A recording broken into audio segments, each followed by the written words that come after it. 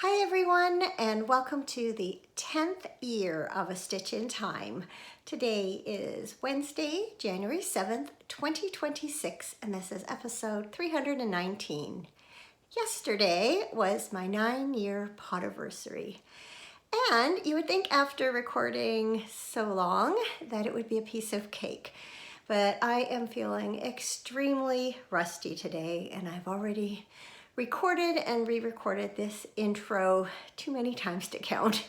So here's crossing fingers that everything goes smoothly this time so that I can get on to talking about all the fabulous things that are surrounding me here in my craft room. Feeling a little breathless, I just went downstairs to reheat my tea. That's how long I've been at it. It's already cold.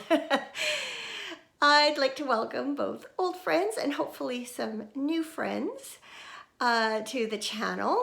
After doing Vlogmas throughout December, I had a number of new subscribers, and so I thought this might be a good time to take a few minutes to reintroduce myself. My name is Carol, and my Ravelry name is Knits and Pearls. Even though I have an Instagram account, I'm not really active on it, so Ravelry is my primary area of social media, obviously in addition to my YouTube channel. I live about 100 kilometers or 60 miles east of Vancouver, British Columbia, Canada, in the Fraser Valley. I live here with my husband of almost 42 years, Cameron, and we have 3 children, 3 wonderful in-laws, and also 3 grandchildren, and we're lucky because they all live fairly close to us. The ones that are furthest away are only about a half an hour drive. I have been a crafter most of my life. I learned how to knit in brownies, and I've tried all sorts of fiber arts since then, including sewing and quilting, crochet, embroidery, especially cross stitch, weaving, and then spring of 2024, I took up spinning, and I just love it. I've held jobs in a fabric store, a craft store, and a yarn and needle workshop, and have gained a lot of experience through working in those settings. And as I mentioned, I have been podcasting for 9 years. I do it for fun. I do not have a fiber related business, and I decided that I would do it as long as it was still fun, and it's still fun. And so here I am, and ready to see what the new year brings us. Let me see. For the last number of years, I have run a stash down type year-long Makealong in the A Stitch in Time podcast Ravelry group. But this year I've decided not to. And the main reason for that is I get behind, and then I feel guilty for falling behind in the forums, and then it seems like a real daunting thing to catch back up, and so I put it off, and I just haven't found, especially this past year, that I've been able to be as present as I would like to be. And so this year I will not be running a Makealong formally. However, there is a what are you making thread, and I would love it if you would post in there, show me what you are up to in any sort of, fiber craft area. This past year has been kind of a chaotic year. We sold our home of over 36 years, or over 36 years, I should say, and moved less than a mile down the road to a 55 plus gated community. So we now live in a townhouse, and we have spent most of last year. We moved in March, so since March we've been trying to update it from its 1995 beginnings to a more modern aesthetic, and really trying to make it our own. So it's been a fun adventure, but stressful, and took up a lot of my crafting time. I did not do anywhere near as much knitting last year as I have in previous years. But something had to give, and real life takes precedence. And I also, as a result, did not record as much last year as I would have liked to. So I'm hoping this year to be able to get back to more of a normal routine. And I'll talk about that, I guess, a little bit later.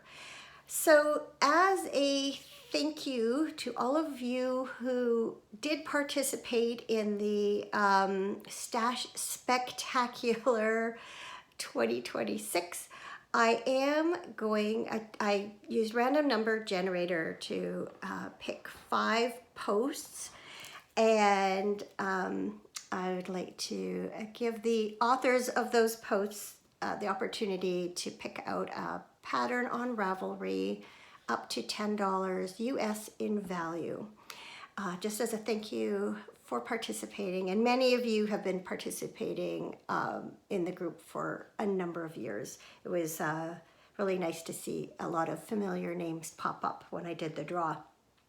So if you hear your name, please send me a private message on Ravelry with the name of the pattern you would like, preferably with a link, but if you can't do that, I'll figure it out, and I'll get those patterns into your inbox as soon as I can. So post 474 is Grandma 6 Knits, who is Robin from Ontario. Post 824 was DMB 714, who is Donna from New Brunswick. Post 95 was by LM Call, who is Linda from Pennsylvania.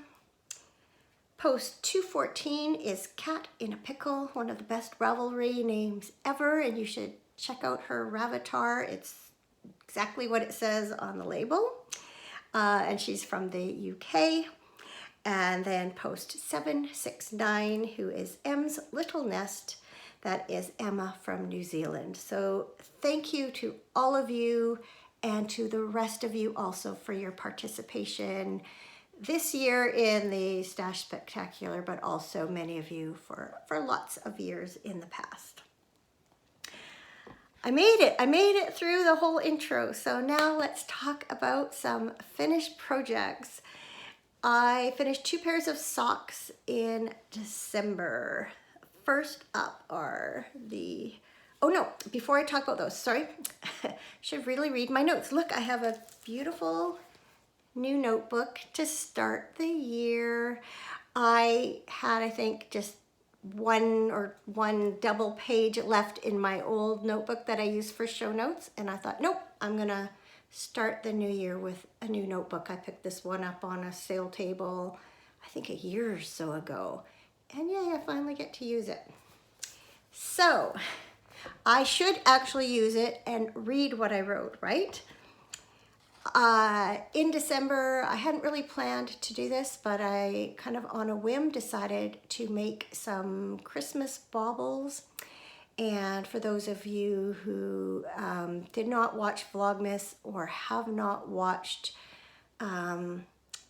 my podcast in previous years, I believe it actually was Linda, LM Call, who I got the idea from to knit these Christmas ornaments. So you purchase a plain, just Christmas ball, and you knit a little cozy for it.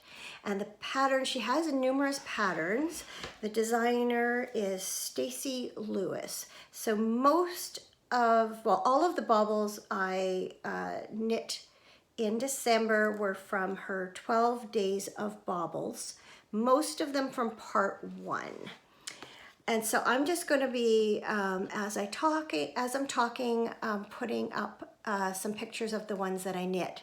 So I used all the Christmas colorway yarns that I either still have full skeins of or have leftovers of to knit the baubles this year. And I knit 12 in all, most of them plain, but I did fancy up a few with some lace, and one had a slipped stitch design. They don't take too long. It's a nice small project, and they are really fun to see them come together. So you basically knit a little cozy up till the last few rounds, then you slip your bauble inside, and then you knit the last few rounds with the bauble inside the cozy, so that when you bind off, you have enclosed the bauble in its little sweater. So highly recommend these patterns. And so if you're looking for a quick gift idea in December, or just, you know, for your own enjoyment, your own Christmas tree, I definitely recommend this pattern. Okay, now onto the socks. So I knit 2 pairs of socks. Well, I completed 2 pairs of socks in January. One was this fabulously glittery, shiny, fun pair of plain vanilla socks. I knit them from Hobby Christmas Sock Wool Glitter. The color number was 3, and the colorway name was Comet. So I called them my On Comet socks. And as I bring them in closer, you will see that as the yarn changed color for each stripe, on the first round, I slipped one with yarn in front, knit one all the way around. So wherever that colorway started, I did that all the way around till I met that again, then continued knitting the stripes in plain stockinette. So it just was a fun way of kind of keeping track of my progress, and just added a little extra interest. So 2x2 ribbing, 64 stitches from the top down, and I did a traditional heel flap and gusset.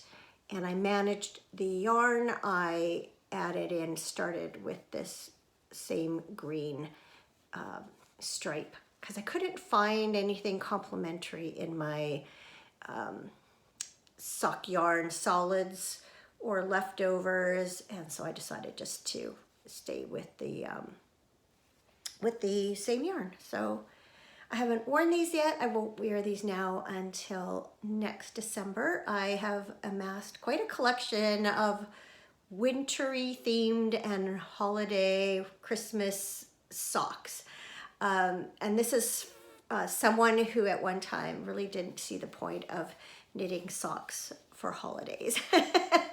So now I have a few pairs of kind of Halloween socks and lots of Christmas and wintry socks. So another pair of socks that I completed in December, and you will have seen this if you watched Vlogmas, is last year I got an advent from Bluebird Yarns. It was a Miss Marple theme, and actually in last January I knit Grand Opening by I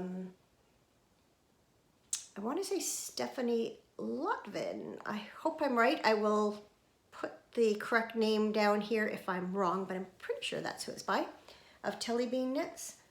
And so this was my main project with the yarns.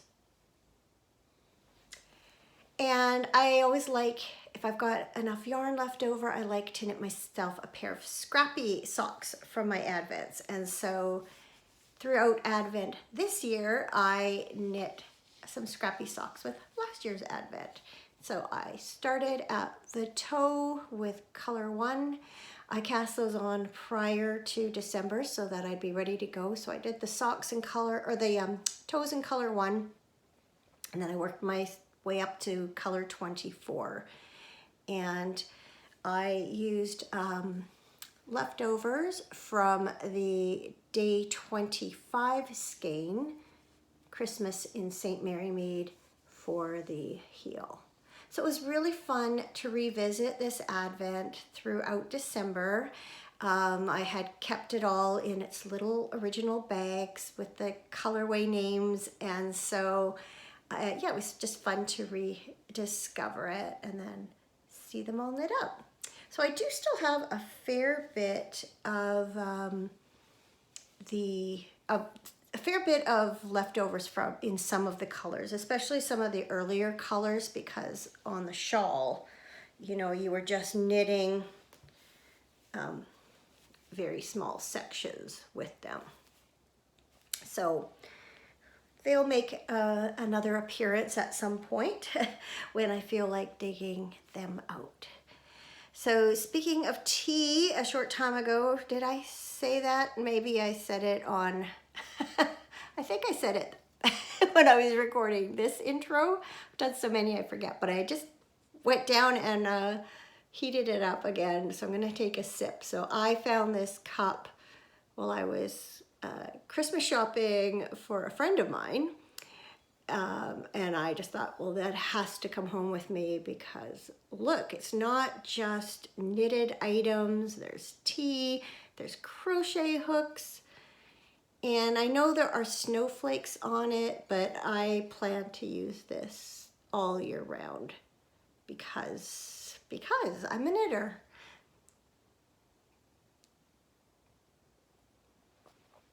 Yes, much better than it was when I had to warm it up. All right, works in progress. There's gonna be a lot of diving over here and reaching here and everywhere, because I am literally surrounded by things. And I did not dig this one out and put it on top. So excuse me while I reach into my basket of tricks over here beside my chair. That wasn't very good planning on my part, sorry. Somewhere in here,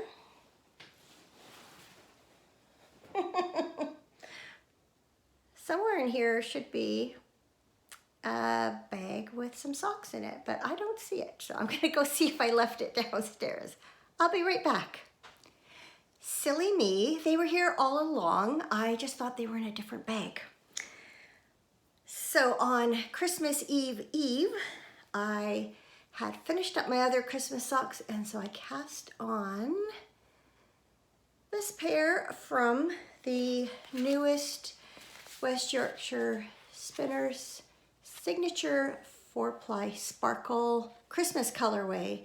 This is color 12, I wrote it down, but I don't have my glasses on. 1295 mulled wine. Sorry, if you're new, I'm usually a little more organized and less flustered. FYI. Anyway, this is my usual top-down plain vanilla sock. I cast on 64 stitches on a 2mm needle, and I think I have about another inch or so to go before I'm going to do, I think, a short row heel. Love this colorway. Love, love, love it. And I found this at our local yarn shop after receiving a surprise gift certificate from a knitting friend. And I was really hoping they had this colorway or had this yarn. I didn't even know if they carried West Yorkshire Spinners. And when I went in, it was the last skein left, so it was meant to be. And I knit a couple of Christmas baubles out of this yarn too, because it's so pretty. So I guess I should, well, I was gonna say I probably should move it out of my, what I call my ugly Christmas sweater bag. This is one I made a number of years ago, because it isn't Christmas anymore, but you know what, they're Christmas socks, and so I'm just gonna keep them in this bag. So there's one down. All right, another work in progress.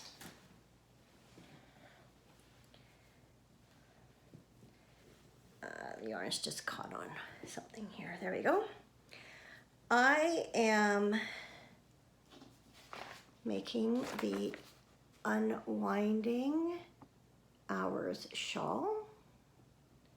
It's by Chrissy Pang of Left Side Knits.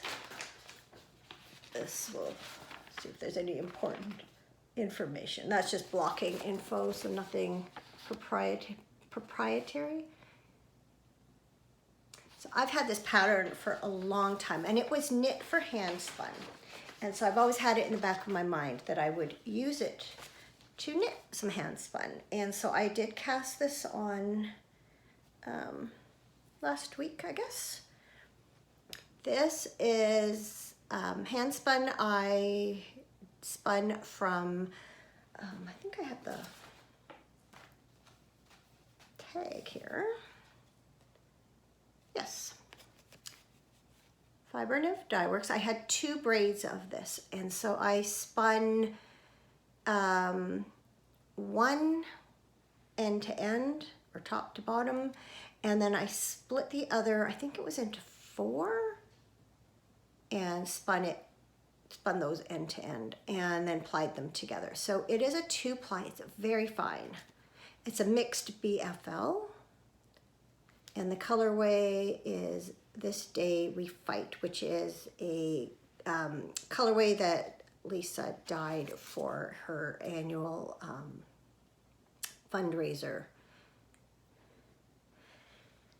And so it's working up just as I'd hoped. So there are alternating heads. Because it's so airy, you can kind of see right through it. It's hard to show it. That's from a distance, at least. So you can see how it's kind of striping up with the way that I spun the yarn. And then it alternates between sections of plain stockinette and then a lace pattern. Let's see if I put that against. There we go. You can see the light through it. And each section is divided by a row of pearls.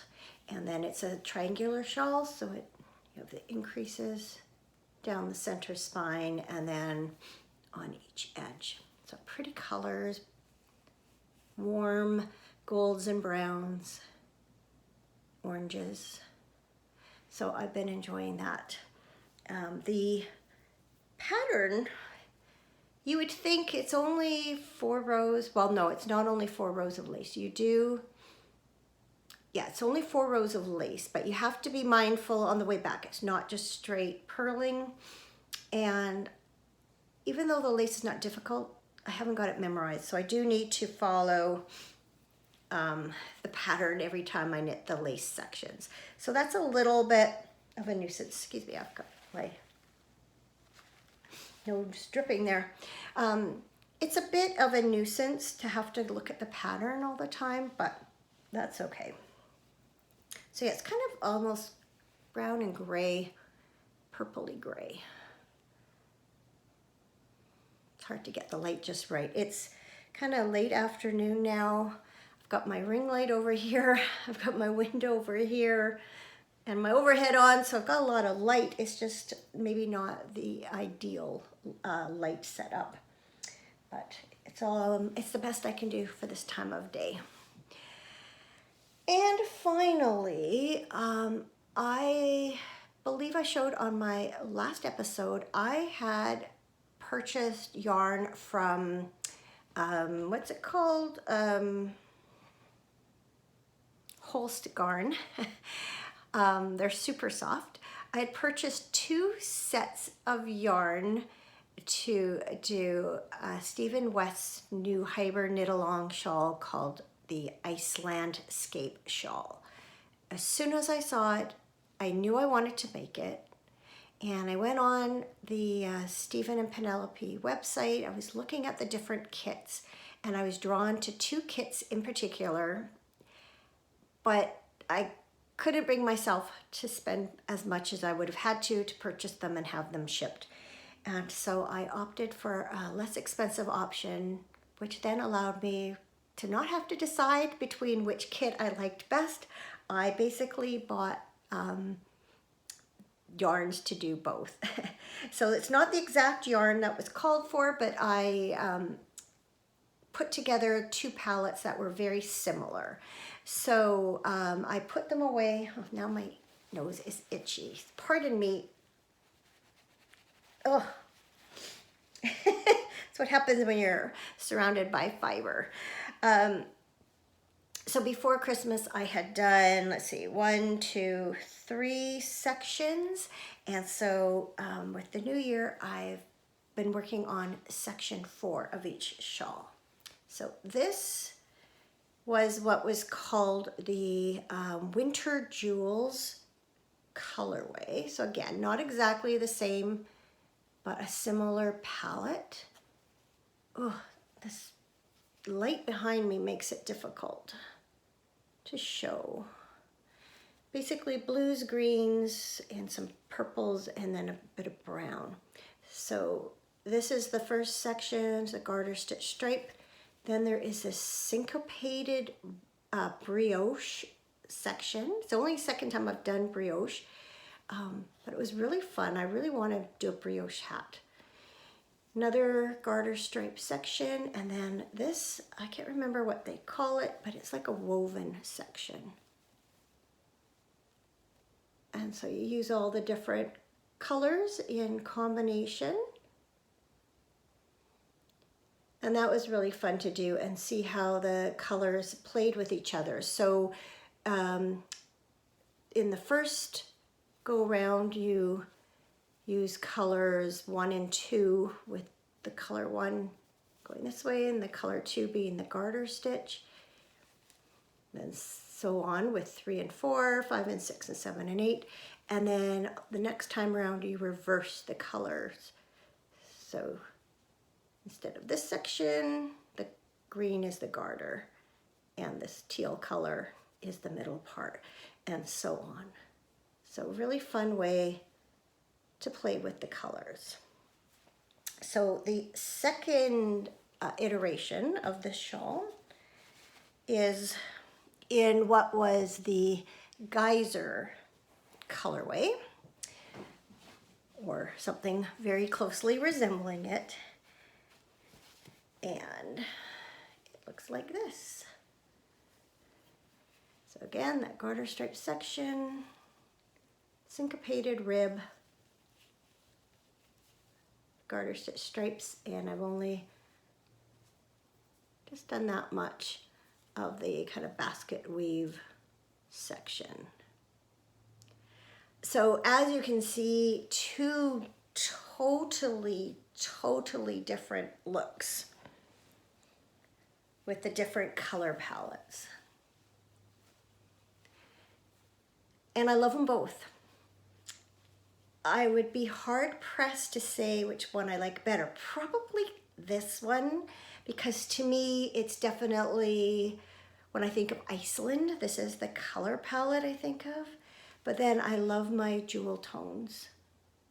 And so I love how these play together too.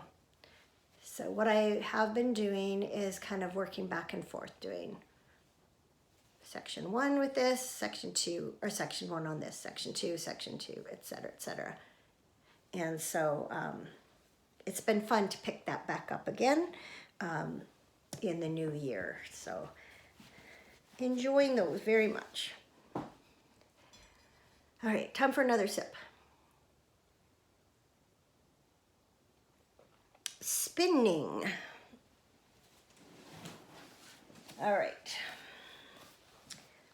I believe last episode I had shown you some spinning in progress. I think it's in here. Yes, it's in here. I have a big basket here too. I've got so many things. So I had gone to the Spinners and Weavers Guild meeting at the end of November, and one of the members who I bought my Ashford Traveler wheel from, she dyes fiber. So it's Jude of Useful Creations. So this, she had this most beautiful red merino silk linen blend, which I think would be gorgeous in a sweater. But before I invested in that, I wanted to try out the yarn. I wasn't sure how good I'd be at spinning it. I didn't know how it would work up. So I purchased a braid of a completely different colorway, and that's what I've been spinning all month. And I actually just last night finished plying it. So I'll pop a picture in here of what the braid looked like beforehand, and then I'll put another picture of what it looked like on the bobbins. So I decided when I started to spin, it was very fine. And so I decided that I would do a 4-ply, because I've never done a 4-ply yarn before. And so it's slightly damp still, but it dried really well overnight. I had it hanging on a door handle over the heat register. Now, I knew this intellectually, but this was a really good example for me to see how the more plies you have with a multicolored fiber, the more muddy the colors are. So they're not as distinct. You had a few sections here where you would have the same or similar colors spinning onto themselves, but a lot of places I have like, you know, more than like 3 or 4 colors spinning together, like that. I'm not sure how well you're going to be able to see that, but I haven't measured it since I spun it, but as I wound it off last night, I had about 243 yards of a 4-ply. So I expect it to be less. It's really sprung up a lot and fluffed out. So my expectation is that I will have less of that. Still pretty fine though. I mean, like that's like fingering weight sport if you really push it, I think. So when the 4th bobbin ran out, I continued to spin with 3 plies. And pre-soaking, I ended up with about 44 yards. No, pardon me, about 100 yards.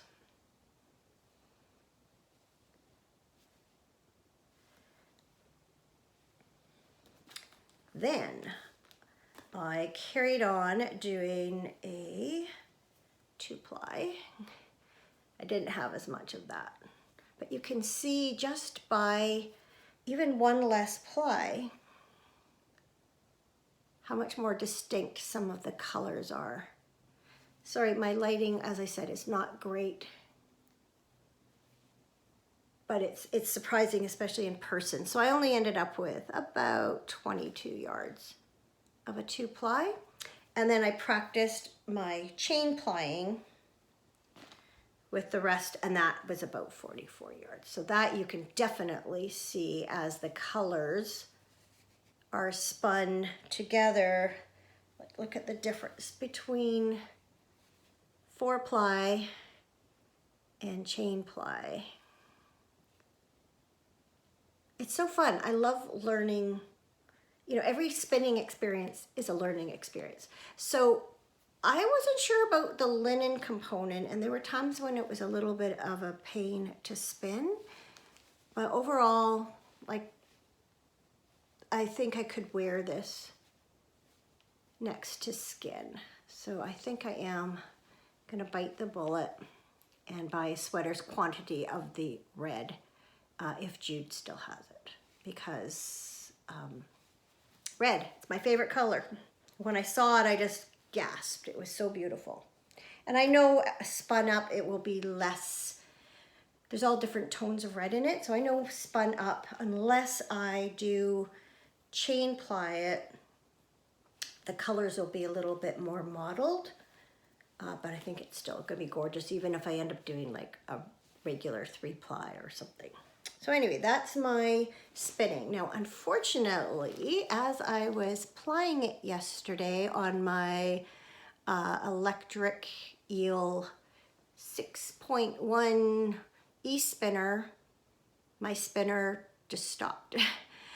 And I couldn't get it to go again. Long story short, tried all the different troubleshooting things that were suggested. There's a Dreaming Robots, the company who makes them, has a video that you can watch to do all the little checks on it to, you know, where the potential problems lie. I couldn't get it going again, but I was in touch with the shop where I bought it, called Chaotic Fibers. It's on Vancouver Island near Victoria, and was in touch with them today, heard right back, and I actually had an order in to them already, which was due to ship today. And so she's added in some parts that might solve my problem, including a new motor. So if it's the motor, I'll be able to replace it, but there's another thing to try first. So anyway, that's excellent customer service. So take note if that's somewhere you're thinking about shopping from. I was really impressed by how quickly I heard back and the immediate response of, here, we'll send you these parts of things it could be, you know, and hopefully that solves the issue. So that's supposed to come by Friday, so that would be awesome. All right, back to my new notebook. So with the, actually no, yeah, what I'm gonna do next is some sewing and quilting, and then I'm gonna go back and I'm gonna talk about what's coming up this year, what my plans are. So I will temporarily, oh, I think I just shook you as I was trying to put this basket out of the way.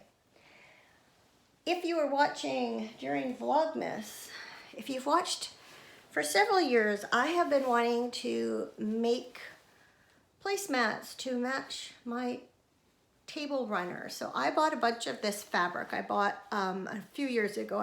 It's from Moda, I think, called William Morris Christmas. And I bought a jelly roll set. I bought a what do they call them? Layer cake? No, layer cake are the big ones. Charm pack, which are 5-inch squares, and then I bought meterage of this fabric, and then another fabric that I used for, let's see if it's on here, yeah, meterage of this one I used for bias binding on a tree skirt. So I did a tree skirt out of this fabric first, and then I did another table runner, and then I made this table runner, and I have been wanting to make placemats out of the rest of the fabric for several years now. Never seemed to get around to it in December. And then this year, after Christmas, I finally, so I wanted something that would kind of match this idea.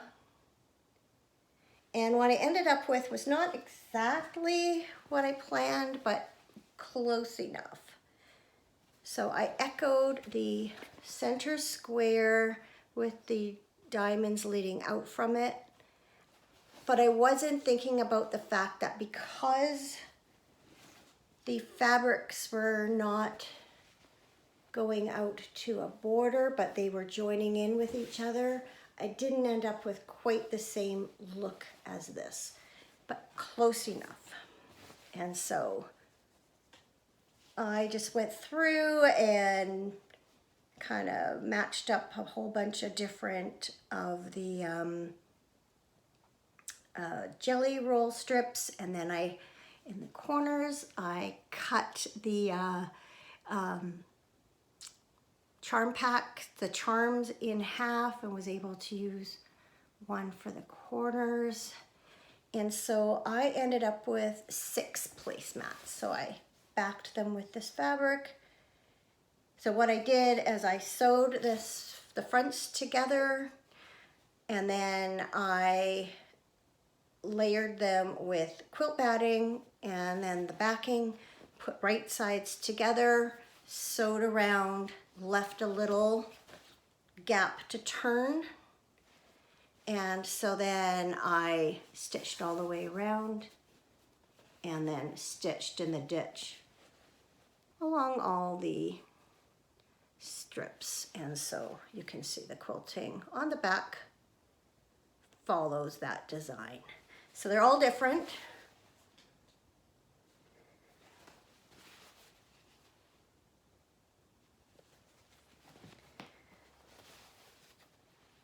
Love this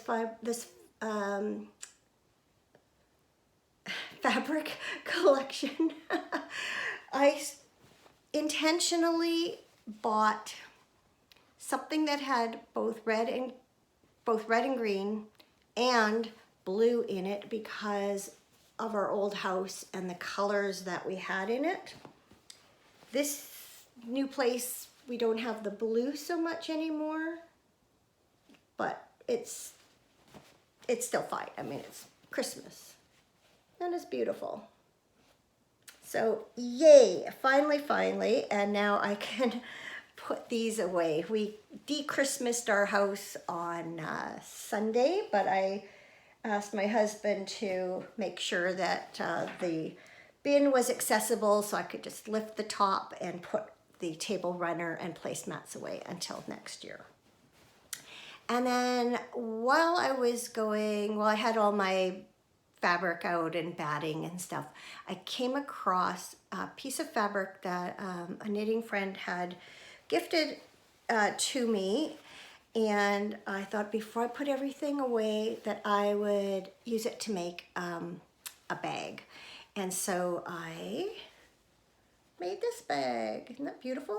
This is Charlie Harper fabric, and she knows how much I love birds. And so this is, I've made a few of these now. This is the Fat Quarter Tote by, I think it's Sassy Fabrics. It's a video on YouTube, but it's also, you can go on the website and get the free pattern. And so I don't know if you can tell, I used kind of a fancy stitch on my machine to make what I thought kind of looked like bird tracks. And then on the body, I just stitched lines in between these birds. And then I lined it just with some white cotton that I had. And I had this red fabric on hand from having made other bags in the past. So love it. Can't wait to use it. I've been saving it. So that was fun. I hadn't sewn for a long time. I think the last thing I sewed was my daughter-in-law needed help hemming a skirt back, I think, in the summer. So that was, I think I've sewn twice now, or 3 times, I guess, this year since we moved. So it was fun to get everything out and just get back into that again too. All right, let me check my notebook again here because I had arrows running here and there because of what I had planned to do initially, and then remembered I had the sewing and the spinning to pop in there. Okay, let's talk about 2026. I am going to once again participate in the Fibernymph Dye Works year-long Makealong. What I really like about her Makealongs are that they're fairly unstructured and you can kind of make it fit your own plans in a lot of ways. And I just find the act of kind of thinking about what I want to make and organizing it in some fashion and be able to go in my little planning post in the planning thread and check things off as I accomplish them just makes me feel good. It's not a hard and fast list. I was surprised, pleasantly surprised to see that I'd accomplished most things I set out to do last year. But then I didn't sweat it if I didn't accomplish the others. And last year I really did go easy on myself because I knew it was going to be a kind of a different sort of year. So the name of this year's Makealong is the Keep It Simple Makealong, which sounds really good for me. There is a new component this year, which is that there are 4 quarterly Makealongs. And so the first quarter's theme is whipping your whips. And I thought that that was a great way to start the year. I did try to finish up some things in November to kind of clear the way for December, but I do still have a few whips I'd like to attack. And I just realized that one of the things I wanted to talk about is up in my closet there. So I'm going to pause this in a few minutes and dig that out. But I can show you a few things before I do that. So a couple of the things I'm going to do, I've already showed you the mulled wine socks, and I showed you the Iceland scape shawl. So those are whips that I'll be working on. Part of the Makealong is also for the whipping your whips. It's not just finishing things, but it's also making decisions about things and potentially deciding to frog them. And I have 2 items that I am going to frog. If you watched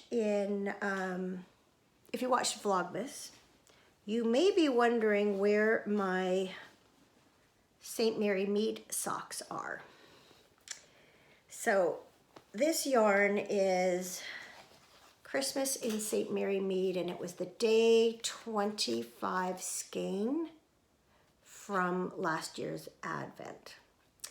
And I used some on my grand opening shawl for the border. But I had lots left over for a pair of socks. And I found, I don't have the pattern here. Doesn't matter, I have the socks. I found a pattern called St. Mary Mead by This Handmade Life. That's Olivia Villa de Real. I thought perfect match. And it is a nice match. You can see it's a little lacy pattern that runs up the top of the foot and then around the sock, and it's knit from the toe up. So I thought that's perfect because then I can make sure that I have enough yarn. I can just knit till I kind of run out. However, a couple of things. One is that they're not mindless socks. Again, a simple lace pattern, but one I have to look at the chart every single time. There's only 2 rows of lace and I still get messed up. And then the other thing is that 2 more things. One is that I ended up knitting just a little bit too far before I did the heel. So it's not as short in the foot as I would like. And I did contemplate just taking back to the gusset. And then I talked myself out of it. I thought, no, they'll be fine. They'll be fine. But they're also a little bit bigger around than I like. And that's because I realized that rather than knitting on a 2mm needle, I was using a 2.25mm needle. I'm not sure how that happened. And you wouldn't think that 1/4 millimeter would make that much difference, but it does. And I'm just not feeling them anymore. And so I am going to frog these, put the yarn away maybe until next Christmas time. Maybe just knit plain vanilla socks in this, maybe find a different pattern, maybe re-knit this pattern now that I've learned my lessons. But I'm not feeling them right now, and so these are going to hit the frog pond. And that felt good because they've been on the back of my mind thinking, you should work on those, you should work on those, and just not really wanting to work on them. So now I don't have to. It's very freeing. Frogging is very freeing. I know a lot of people have reservations about ripping up all that work, but I just, if I'm not going to wear them or if I'm not feeling it, it's worth it to me.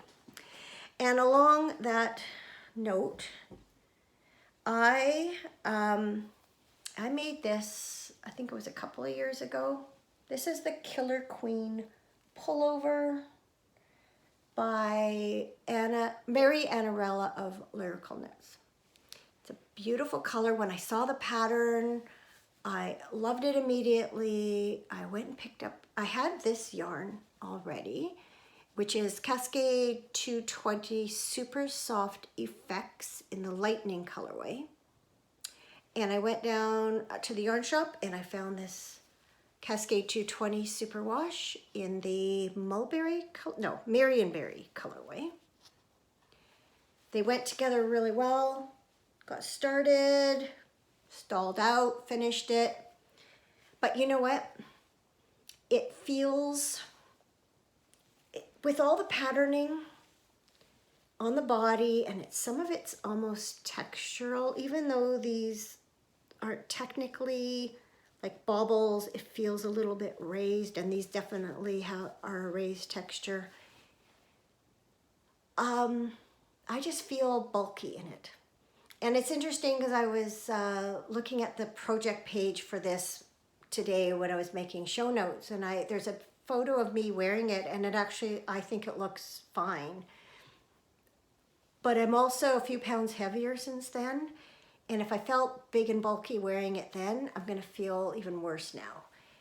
And so my thought, I think I decided last year that what I was gonna do is take it back to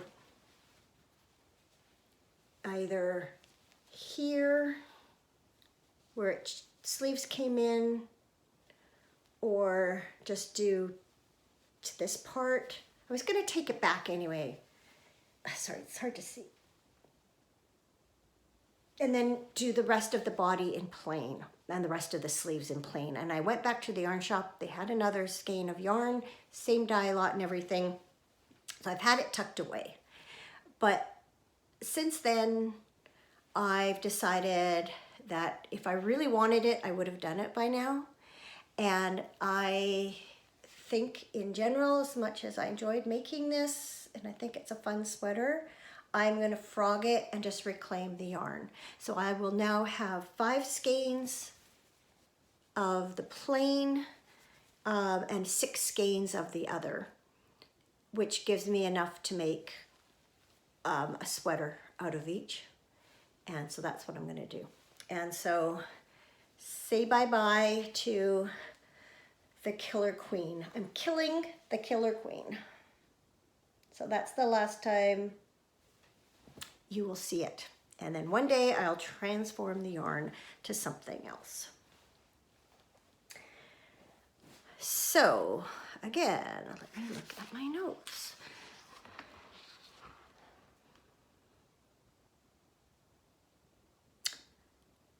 Yes, so I am going to pause this here, grab the other projects that I want to talk about, and then I'll be right back. All right, I'm set. I have had a design project, or rather 3 projects, haunting me for 5 years. Almost 5 years. And every year I think, okay, I'm going to finish these, and then I don't. So I am challenging myself to finish up 3 pairs of socks in this first quarter for the Makealong. So back in 2021, I purchased a Downton Abbey themed yarn set from Midknit Cravings, which is a Canadian yarn company in Saskatchewan, Saskatchewan. And it featured 3 kind of speckled colorways.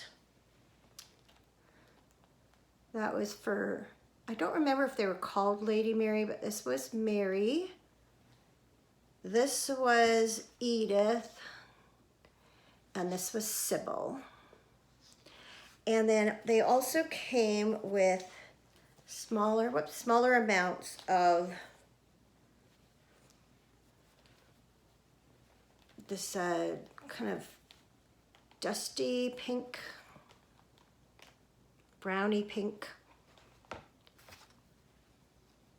the sagey green, and then this medium blue. So I had this idea of designing 3 pairs of socks, which I would call Lady Mary, Lady Edith, and Lady Sybil. And my idea was to publish them together, have the same toe, heel, and cuff, but change the socks themselves. And let me grab a sock blocker here, just to be able to show them to you better. Long story short, I designed Lady Mary and I designed Lady Edith, and I was happy with those. And I finished the all the way up to the cuff. But Lady Sybil was giving me some trouble because I was unsure of what to do on the leg. So they've been sitting. That's been my mental block. So this is Lady Mary. So I can't remember what this lace pattern was called, but I just thought it looked like, just captured her, or captured the era of the first season. I don't know, it's what I thought would be great for her. And then for Lady Edith, I found this stitch pattern, this lace pattern. I think it was called something like tire track lace. And I know in one of the seasons, she learns how to drive a car. And I just thought it was sort of a symbol of her independence. And so I put that going up one side of the sock.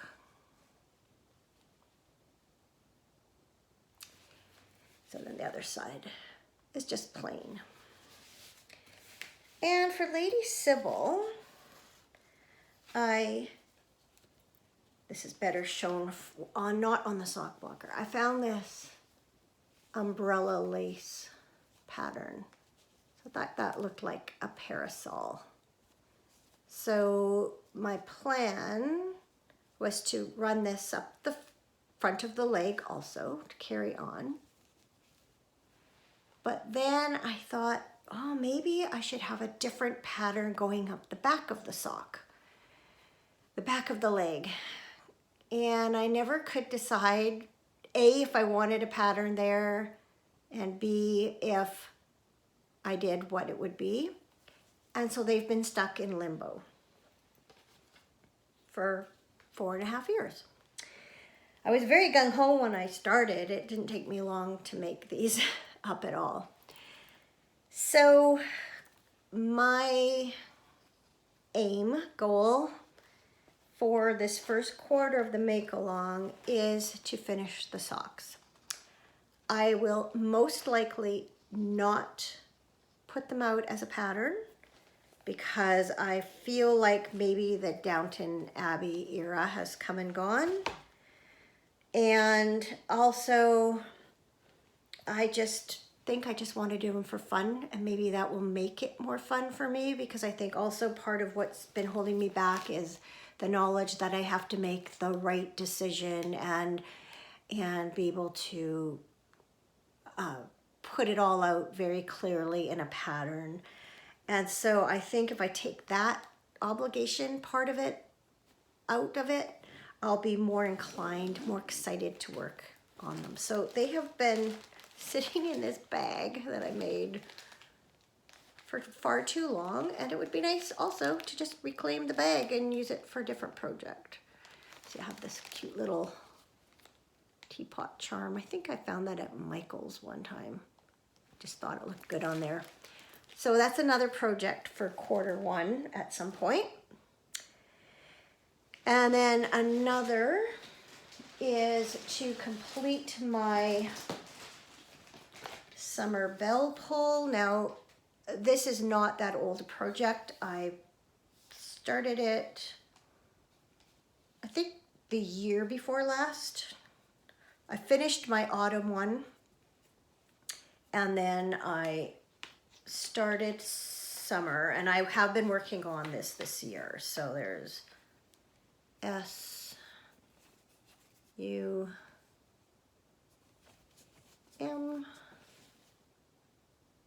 I have embroidered cross-stitched all the letters. I'm working on the second M. The designs are missing, or each block is missing lettering. There's a little poem that goes on it, and I'm rewriting some of the words. But I would like to see this finished this year so I can hang it up in summer. We put these two little nails in the wall for the bell pull holders, and all 4 seasons they fit the same nails. I can hang each one up on the same nails, but the only one I have completed is autumn. So it'd be nice to have summer and autumn, then I can start probably on winter, so I can have it done by winter time, hopefully. And then it's just the spring one that will be left. Or, yeah, spring. Seeing this hummingbird has made me think about, if you're watching Vlogmas, you will know that our neighbors took down their cedar hedge next door. And for whatever reason, that's attracted hummingbirds. And so I had seen a couple flying around the backyard, and so we put our hummingbird feeder back up because we hardly had any action all summer. We had taken it down for the winter. It's the Anna's hummingbirds. They do stay in this area of Canada, this area of British Columbia, if there are enough resources and it's not too cold. And so we had seen some, put the feeder back up, and have seen them regularly. And then one day I was walking back from the clubhouse where I was picking up mail, and walked by someone's garden, and they had a hook in their front garden with a feeder on it. And I stood like just a few feet away from a hummingbird watching it feed, and then another hummingbird came along and chased it away. So it made me think about the fact that I have 2 hooks set up in my front garden that are empty. They held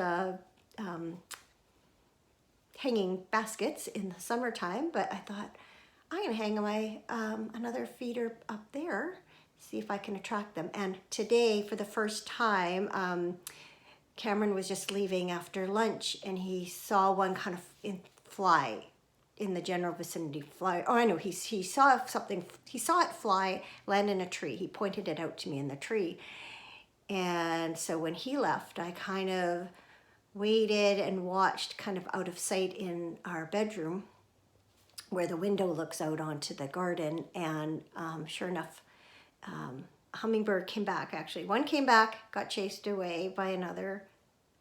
Another one came, it got chased away again, and then one came back and drank there for a bit. So they did find my front feeder. So it's been kind of fun to see the hummingbirds this winter, even though we didn't see them in the summer like we normally would think we would. All right, and then last project that I'm looking at for the first quarter whipping your whips theme is some spinning. So I don't know if I have a date on this. September to November 2024. So that's over a year ago. I started spinning this fiber, Corriedale fiber I had gotten from Sweet Georgia Yarns. And I had gotten three braids of this with the idea of spinning up a sweater's worth. And so this is the first half. It's a 3-ply. So I had 3 bumps or 3 braids of fiber. I divided them in half, and then I spun each braid, and then I plied them together. And so this is what the fiber looks like. Oops. I've got am I still recording? Yes, I just got a low battery power message, so I'd better hurry up. Anyway, yeah, there's the fiber. And so I have 3 like this from 3 different braids, and I need to spin the other half. So then right here, I estimated I had 705 yards. So if I spin the same, that gives me lots for a sweater. It's a 3-ply, I think I said that. So it's been a long time since I spun this, so hopefully I can spin it up in a similar way and so that the other half of it matches. If it doesn't, then I'll just use them for 2 different projects, but I would like to see that finished up. So that is a spinning project for quarter 1. Other than that, I just have a few projects up and coming that are not related to the quarter 1 Makealong, just related to the Makealong in general. I have a couple of pairs of socks during Advent. Nancy Wheeler, oops, just shook you again, sorry. Nancy Wheeler of the Knit Sip Happy podcast put out a new pattern called the Crooner socks, and I was drawn to them because they are kind of an icy blue yarn and has red accents, including bands of red striping with little snowflakes embroidered on them. I'll pop a picture in here. And immediately I purchased it, thought, oh, I want to make those. But I was watching her latest episode, and she was talking about how you could also kind of turn those snowflakes into flowers. And immediately I thought about this yarn that I bought in Paris. I was going to say last year, but again, it's spring of 2024. And we went to a shop called Little Weasel. I bought a skein of La Bien-Aimée. It's the Cashmerino in the Tuileries colorway. And Tuileries are, it's gardens that are, used to be the Royal Gardens, and you come out of them and you're right at the Louvre, which used to be the old palace. And we were there several days. And so I purposely chose this yarn thinking of that. And then I went through my leftovers of yarn, and I found this leftovers from Black Cat Custom Yarn, which is a local to me company. And this is the Flower Bridge colorway, and I thought, I don't know if if it's picking up on camera. Yeah, you can see it's got this goldy yellow in it, and I thought that would be a really good complementary color for it. So the little stripes will be in this color, and then the flowers will be stitched in this yarn. So I'm anxious to cast those on. And then, pardon me, the other socks that I need to cast on, I did not knit Cameron socks for Christmas this year. I often do. And so I did buy a skein of sock yarn called Prolana Golden Sock Matterhorn. This is a color, I can read it easier here without my glasses, 450-10A, called Red and Blue. Very imaginative. So I divided the skein in two last night, wound these up. So I'm going to knit him some socks. And I'm going to try out my new Addy needles. They're the Sock Wonder, I think they're called. Wonder Sock or Sock Wonder. And they are a 12-inch circular needle, and one needle tip is longer than the other. So if you can't knit on like the 10-inch or 12, maybe they're 10-inch. Whatever they are, they're a round, small circular needle. I have struggled. I tried the small circular needles, didn't like them, but then can't remember whose podcast I was watching. They were talking about how they liked working on these needles, and so pardon me, I bought some, and I'm gonna experiment with them with this yarn. So pardon me, I had a cold all through December, and it's still hanging around. I've got all this still coughing up phlegmy stuff. And I mean, I feel fine, and it's all clear. It's not like an infection or anything, but it's very annoying. And I've been talking for a long time, and I think that's aggravating it. Anyway, I'm going to cast those on soon. Very briefly, the other things I would like to do this year, I have a couple of scarf patterns that I bought from Sweet Georgia Yarns that I would like to weave up. I also want to weave a small table runner for our dining room table, and potentially some placemats. Broad spinning plans, I would maybe like to attempt a combo spin this year for a sweater. We'll see how that goes. I think it would be neat. And I do want to knit another sweater this year, or hopefully more than one, but definitely one. I have an advent from Yarn Inc. that I opened up this past December. I'll maybe put some footage in right here that shows it to you all days 1 through 24 plus the day 25 skein. At last, we have the entire Yarn Inc. Advent for 2025, days 1 through 24.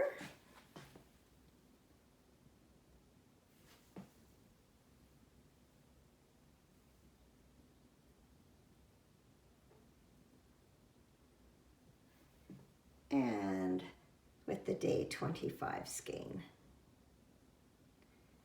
And for the last time, a look at the inspiration card.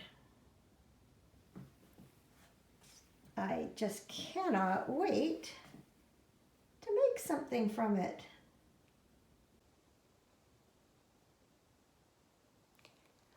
So I think they would be nice knit up into a sweater. I just need to figure out which one. I also have numerous sweater quantities in my stash that I would like to knit up.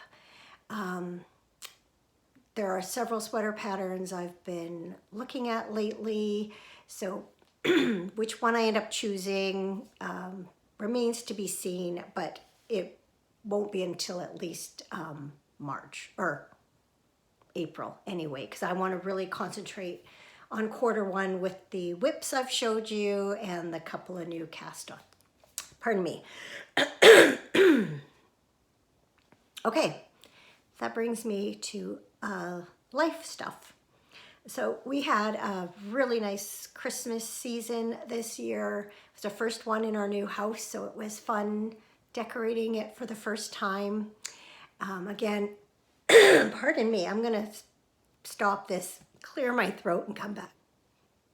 Okay, hopefully that's better. So as I was saying, it was our first year in our new place, and so it was fun to decorate it for the first time. We had several family get-togethers over the holidays. We had some family over on Christmas Eve, and then we had our Christmas dinner over at our older son and his wife's place. They just in November moved into a 2-bedroom condo after living in a teeny tiny townhouse for up until now. And so they finally had the room to host people, and I think they really took great pride in having part of our immediate family over and then some extended family for Christmas dinner. So I cooked the turkey because Stephanie had never cooked a turkey before and was a bit uncomfortable doing that. But everyone provided various things, and we had a really nice dinner, really nice day. It seemed strange not to have anyone here Christmas morning because Matt and our son Matt and his wife Stephanie, for I think as long as they've been together, have always come over Christmas morning. And then our other son often has. Now with he and Bronwyn alternate Christmas between her parents and us, and they live like a ferry's ride away, and so they're either here or they're there. So this year they spent New Year's with them, but this year they were here for Christmas. But they had thought about, they came for Christmas Eve, they thought about staying over, but decided to go back home Christmas Eve to sleep, have the morning there, and then they did stay over Christmas night, just because they live about a half hour's drive away, so it was just nice to not have to go too far. So yeah, it was a little strange Christmas morning not having anyone here, but new traditions, and it was great. And then on the 27th, it was our turn to host my side of the family's Christmas get-together. We used to all get together for Christmas dinner and take turns, but as the family has gotten bigger, with our kids getting old enough to get, marry and have kids and have, it's just gotten bigger and more complicated. And so COVID was the turning point. And once we were allowed to gather again for Christmas, we have started doing just an evening get together, and everyone brings an appetizer, and it's just a little less formal and easier to manage. And so our complex here has a clubhouse that you're able to rent. And so that's what we did this year. Pardon me again, sorry about that.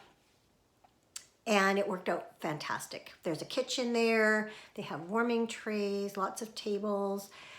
There was plenty of room for everyone, and everyone liked it so much that they are interested in having it at the clubhouse every year and just taking turns paying the rental and organizing things. And so as long as I can book it and it's available, then I think that's what we're going to do, at least for the foreseeable future. So I'm glad it was such a success. And before we did that, my immediate family, like sisters and husbands and my mom, we got together and exchanged our Christmas gifts, and then everyone else started arriving and meeting us at the clubhouse. So it was great.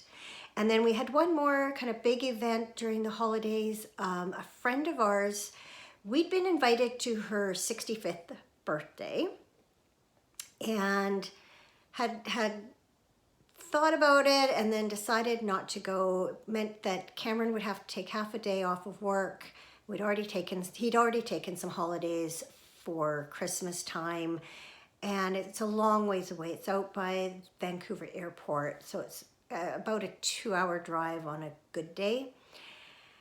But then we learned that, long story short, as they were planning the birthday, apparently somebody said it was getting complicated, and someone said something like, well, it's not like you're planning a wedding. And I guess they kind of looked at each other. This couple's been together about, I think, 7 or 8 years, and they've tried to get married twice and been thwarted by COVID. They wanted to go away, have a destination wedding, and it all didn't work out.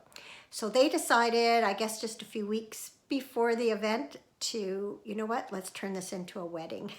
So it became a dual celebration, wedding and her birthday.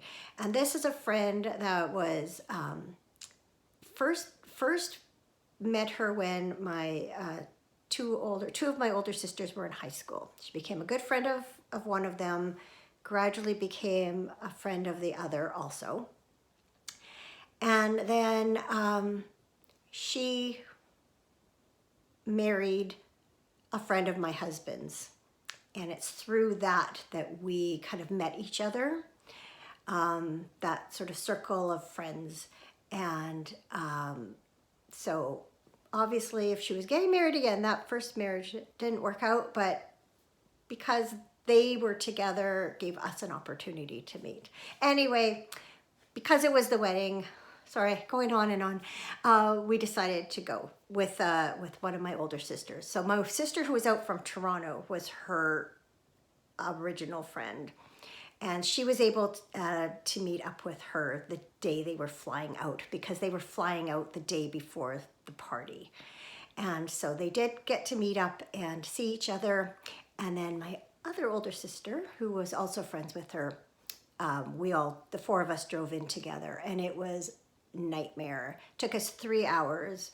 We encountered 2 different accidents on our way there, plus a real backup at the tunnel that goes under the Fraser River that takes you to that over there by the airport. It was just ridiculous. And my sister was able to contact this friend. She texted just in case she happened to see it, to say, hey, we're on our way, but we're going to be late. And I guess there was other traffic issues too, and other people were. So long story long, we got there just a few minutes before they were ready to start the wedding. So it all worked out, and we had a really nice time. They had delicious, it was held at a bar restaurant, and they had really lovely appetizers that they were serving, and they had DJ and music, so we had dancing. It was actually turned out to be really fun. So because we had done that on the 30th, we did not feel a need to celebrate New Year's Eve in a big way, and so we just had a nice quiet night at home and a nice quiet New Year's Day. And then the day after that, we took our granddaughter out shopping for her birthday. It's become a tradition. Her birthday's also December 30th, and so last few years we've taken her shopping with her birthday money and Christmas money, and then take her out for lunch. And then this year she also stayed over, and so that was a fun day and fun evening with her. She's 11. I can't believe she's 11 already. So yeah, now that the holidays are over, we're just kind of back to normal as of Monday. So we did curl Monday night, had a very, very close game, ended up tying. So that was good. And yeah, that's the new year will bring a little bit more in the way of home renovations. Late last fall, we replaced all the old casings and baseboards in the downstairs, and in the new year now we're going to switch them out up here in the upstairs. And then all of the doors need painting. It was actually quite funny because when our granddaughter was staying over, she made a comment about how the color of the trim didn't match the color of the door. She noticed it. So it's like, I know, it's bugging me too. It will change. It's just going to take time. So that's part of the beginning of this year is going to be devoted to that. There's a possibility I'm going to go back to work part-time. The last number of times over the past year or so that I've gone into our local yarn shop, the owner has talked to me about coming to work for her. And I know her back from when I used to work at a different yarn shop here in town, which is now closed. And I've kind of been putting her off because life was a bit uncertain, unsettled. But now that we're in our new place and things are almost finished as far as renovations go, I think I'll take her up on it. So she's got my contact info, and I expect I'll hear from her sometime in the fairly near future. And yeah, I think it would be a lot of fun. I enjoyed working in a yarn shop. I learned so much just from helping people, and of course just the exposure to all the yarn and the newest patterns, and just, yeah, it's a big part of my life, obviously. Yeah, it would be fun to add that aspect to it. Just have a little extra spending money to support the habit. We have a little bit of travel planned for the early part of the year. At the end of the month, we're going to just go up to see my mom, close to her birthday. We often do. She just lives about three and a half hour drive from here. And we'll just go for the weekend.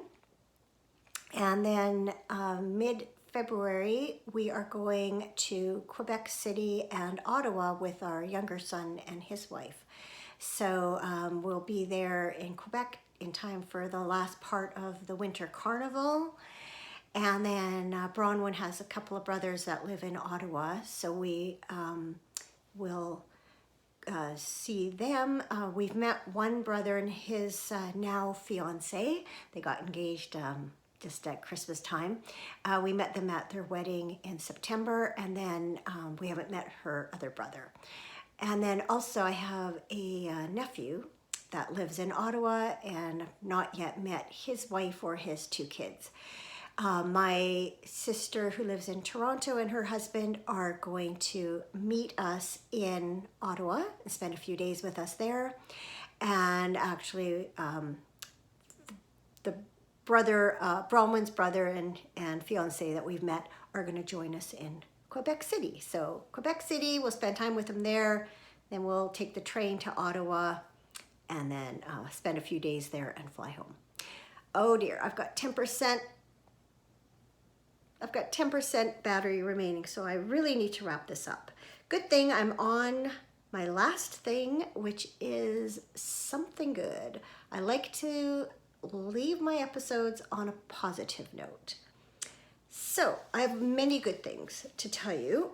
If you watched last episode, I told you that my nephew and his family, they had a fire in their home just in early December, and it basically written off. So that's not good. The good news there is that, sorry, I'm just reaching for something. They just heard a couple of days ago that the cause was undetermined and that they'll be fully covered by their insurance. So that's a huge sigh of relief. They had an incredible outpouring from the community. They actually had so many things donated that they ended up donating them themselves to another cause. And they've been renting a comfortable place from a friend. So they have a place to live that will do until their house is rebuilt. And hopefully now that all the investigation and approvals all been taken care of. Hopefully that won't take too long. But if you've ever had an insurance claim or anything, you know that unfortunately these things do tend to drag on. And I suspect they're out in the in Saskatchewan, which is the middle of the prairies.